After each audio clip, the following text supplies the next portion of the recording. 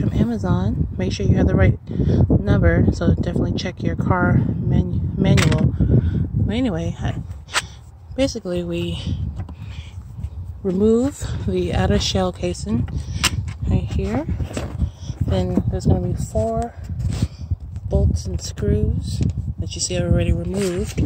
Once you get those off, it basically pops off, and you're going to have open. It'll show you. I don't know if I can see it. Can't get it to show up. Oh yes, it's open and lock. So we're going to twist to open. I've already put the new light in, but as you see, just pop the light back in.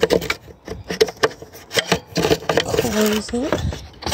Sorry that I don't have a fancy apparatus to hold this for me. I'd do it and struggle in front of you guys. So we close that back up.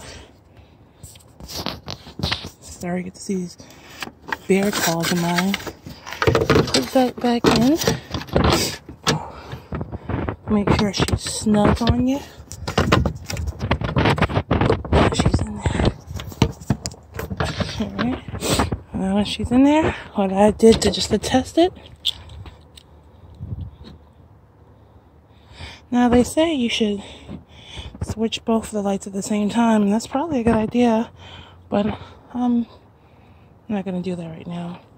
But this is basically a simple tutorial on how to change your rear light, your turning light, and it only cost me about $5 to $6, well $5 to purchase these lights from Amazon.